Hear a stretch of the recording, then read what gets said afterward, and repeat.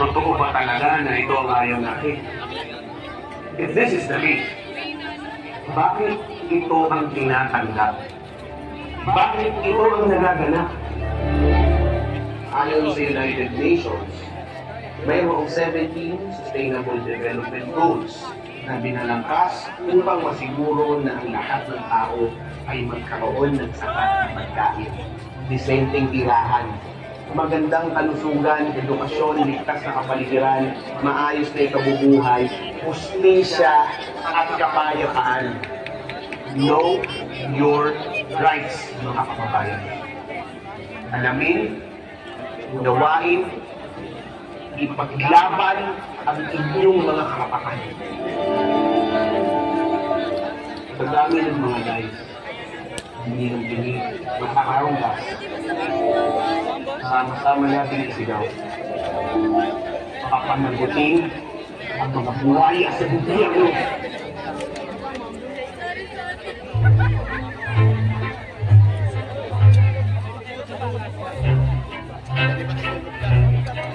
Yun lang.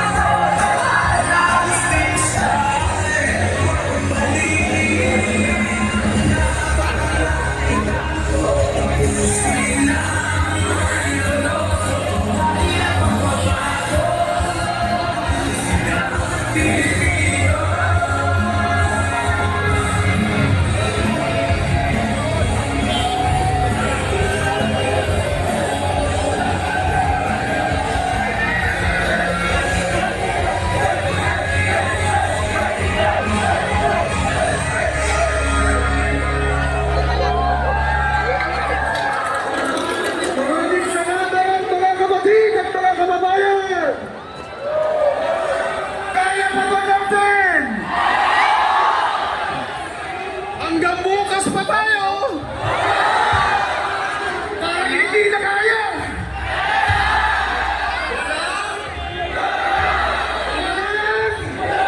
Sir, saan yung TM Kalaw? Maraming salamat po. Yung ano? Wala sa South Park yung kakalawang ganun. Sa gabi dito. Ayun, doon. Thank you ha, yung kapatid.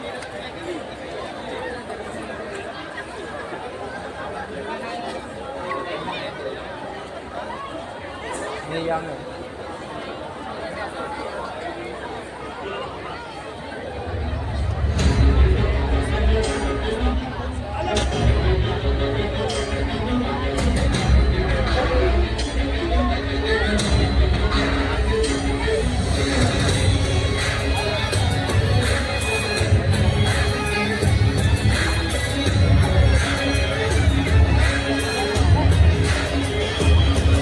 Bansa'y nakaharap sa malaking problema. Di lang sobrang kahirapan kundi yung sistema. Kanya-kanyang girian, kanya-kanyang sisirahan na ang pinakaugat ay ang katiwala. kawalian. Basta ang kalagayan ng ating kababayan, ng dami-daming hikao sa buhay at kabuhayan, ng daming kriminalidad. Kawan ng katarungan sa tuwing bubuhos ang ulan, baha agad sa lansangan. Huwag niyo sanang kalimutan na kayo ang nilagay na kaubayan para kayo po magsilbi nilang kamay. Subalit at bakit nagtatanong ka pansin-pansin ayon sa halip na ginhawa, hirap sa akin ang binibigyan ang realidad. Ayag-ayag ngayon, dito sa ating bansa may malawak ang korupsyon. Hindi na barya-barya, umabot na ng trilyon. Kaya ang taong bayan ay sumisigaw ngayon. Pakinggan niyo ang pagsigaw ng hustisya. Kung may investigasyon, dapat nakikita. Walang pinapapuran, walang tinatakan, para magkaroon ng kapayapaan. Ang tingin ng bansa'y sumisigaw ng malakas. Dapat ay hindi pinipilipit ang batas. Ang dapat na gawin ay patupad ng batas upang makabangon ng Pilipinas.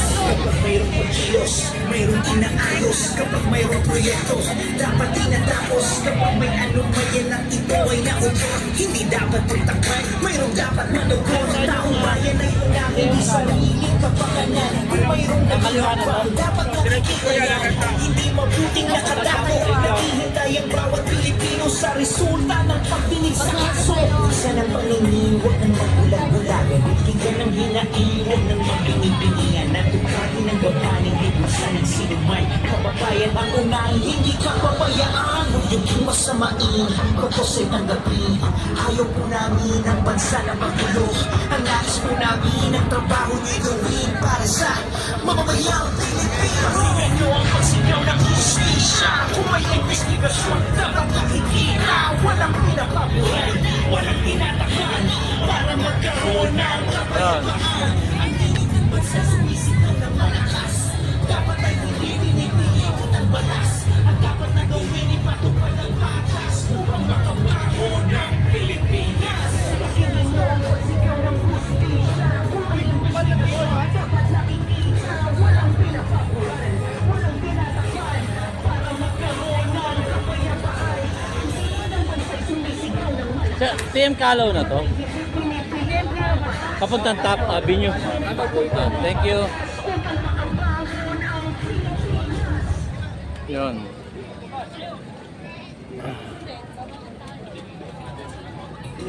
Daming tao talaga.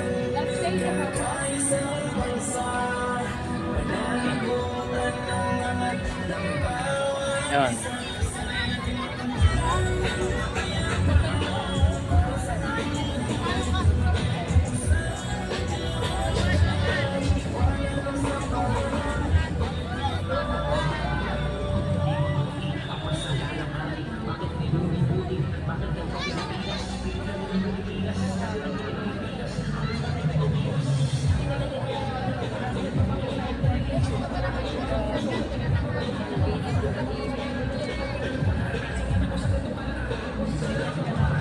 Ay.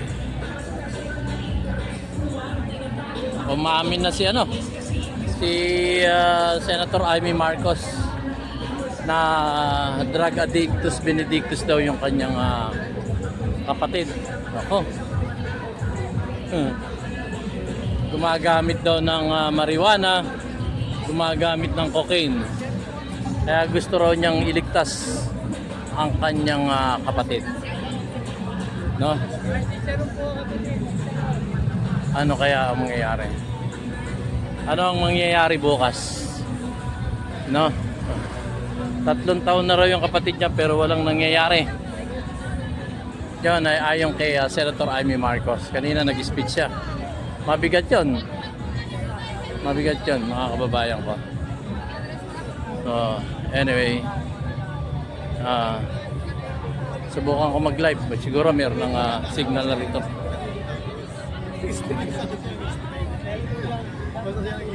So, ayan. Pumalas muna ako. Babalik na lang ako bukas. So, ayan. Ito yung ating mga kapatid.